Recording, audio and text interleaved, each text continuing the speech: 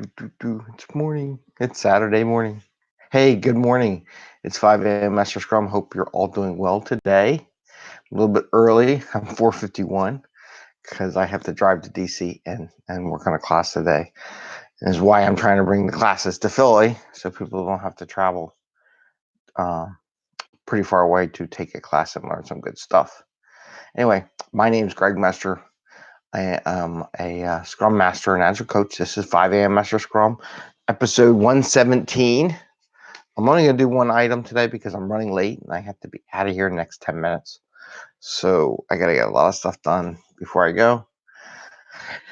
And it's been busy weekend. Though my list that we had showed before hasn't really changed much this week.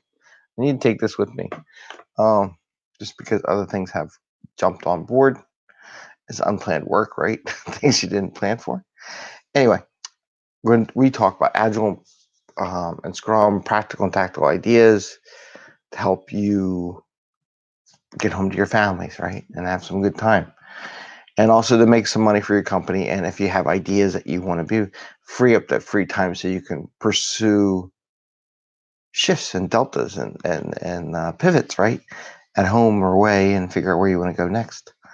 So I'm only going to talk about one thing because I love these ACC classes that I do. I love taking classes in person because I get to find out so much stuff, what's going on in the world around you. And different companies, different Scrum Masters, different Agile coaches, people want to be an Agile coach. It's a real neat transition phase. So you get to hear a lot of people where they're at, where they want to go, what they're doing. And it's an awesome class to attend in person. And it's 3 days long. So there's a lot of stuff, a lot of talking, a lot of experimental stuff, a lot of hands-on activities. So I really encourage anybody, especially Philadelphia next spring. We're bringing it here to Philly. So hopefully more people will take it. But one of the things we talked about, we do a lot of exercises. And some reason I talked about the leader follower game. And I had brought this up before where I do the leader follower game where I have the game is where there's two people and there's a leader and there's a follower. And the first half of the session, it's a minute long.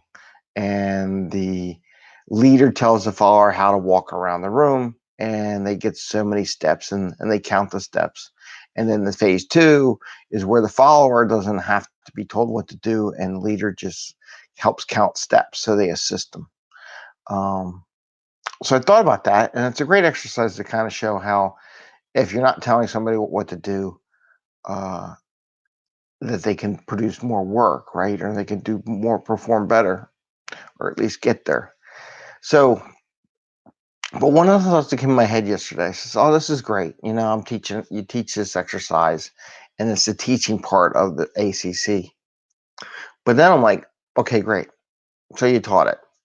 What do you do with it, right? I can teach you that. Let's say I'm in a retro for a team. This I just came up with yesterday because it's just a new way of thinking it. I'm in a retro for a team. I do the leader follower game because I want people to know how, telling people, and especially want to make sure I have those senior tech people, maybe managers, or bring some managers and some senior people together that are on my train. And I want them to do the leader follower game and the Agile transformation. I'm sorry, but they all get tired. They're all kind of stuck on the, especially when transforming, to tell everybody what to do and how to code, right? There is a lot of that. And if you think it's not, I'm like, that's a rarity. So my thought was, do the leader follower game, show them how it works, right? Have them do it during retro or some meeting where you have those leaders and people together. Then on that team, part of the retro, then you ask them, okay, look, you always go to the lead tech person and they help you walk your way through it, or they give you guidance on what to do, tell you your tasks, whatever it be. Ask them in the retro, okay, so we just did that game. So now, want you all to pick a couple stories that you're going to do on your own. A new tech, new capability, make you more broader in the T shape, right? Instead of so deep, go a little T action. And we're going to do it just like the leader follower game. So I just want you to pick one or two. It's not a radical change where the the leader just assists you to get to where you need to be, but doesn't tell you what to do. It doesn't tell you how to do it. So you write all your tasks in. So just pick a couple stories. So that was my twist on doing the leader follower game. Taking those games and those activities that you do in there, not only sharing what Agile is about and how to do it, but then take it and apply it to the team.